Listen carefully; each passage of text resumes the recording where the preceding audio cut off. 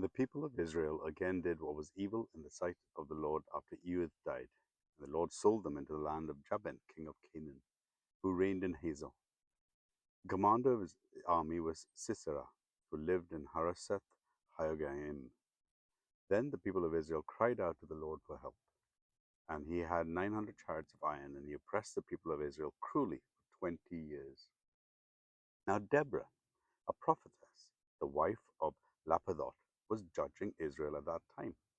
She used to sit under the palm of Deborah between Ramah and Bethel in the hill country of Ephraim. The people of Israel came up to her for judgment. She sent and summoned Barak, the king of Abinoam, from Kadesh Naphtali, and said to him, Has not the Lord, the God of Israel, commanded you, Go rather your men at Mount Tabor, taking 10,000 from the people of Naphtali and the people of Zebulun, and I will draw out Sisera, the general of Jabin's army, to meet you by the river of Kishon with his chariots and his troops, and I'll give him into your hand. Barak said to her, If you will go with me, I will go, but if you will not go with me, I will not go. And she said, I will surely go with you. Nevertheless, the road on which you are going will not lead to your glory, for the Lord will sell Sisera into the hand of a woman. Then Deborah rose and went with Barak to Kadesh. And Barak called out Zebulun and Naphtali to Kadesh, and 10,000 men went up at his heel, and Deborah went with him. Now Heber, the Kenite, had separated from the Kenites and the descendants of Hobab, the father-in-law of Moses, and had pitched his tent as far away as the oak in Zananim, which is near Kadesh.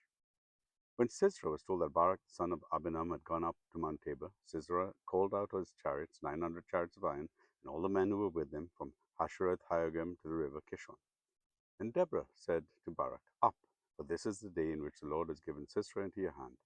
Does not the Lord go out before you? So Barak went down on Mount Tabor with 10,000 men following him. The Lord routed Sisera and all his chariots and all his army before Barak at the edge of the sword. And Sisera went down from his chariot and fled away on foot. And Barak pursued the chariots and the army of Hashereth Haggim, and all the armies of Sisera fell at the edge of the sword. Not a man was left. But Sisera fled away on foot to the tent of Jael, the wife of Heber the Kenite.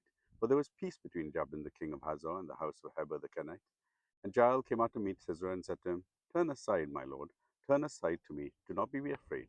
So he turned aside to her into the tent, and she covered him with a rug.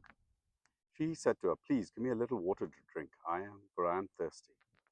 So she opened a skin of milk and gave him drink and covered him. And he said to her, Stand at the opening of the tent. If any man comes to ask you, Is anyone here? Say, No. So Jael, the wife of Heber, took a tent peg and took a hammer in her hand.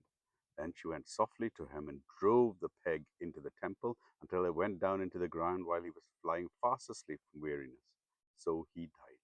And behold, as Barak had pursued Sisera, Jael went out to meet him and said to him, Come, and I will show you the man who you are seeking. So he went in to her tent, and there lay Sisera dead, with a tent peg in his temple. So on that day, God subdued Jabin, the king of Canaan, before the people of Israel, and the hand of the people of Israel pressed harder and harder against Jabin, the king of Canaan, until they destroyed Jabin, king of Canaan. Judges chapter 4.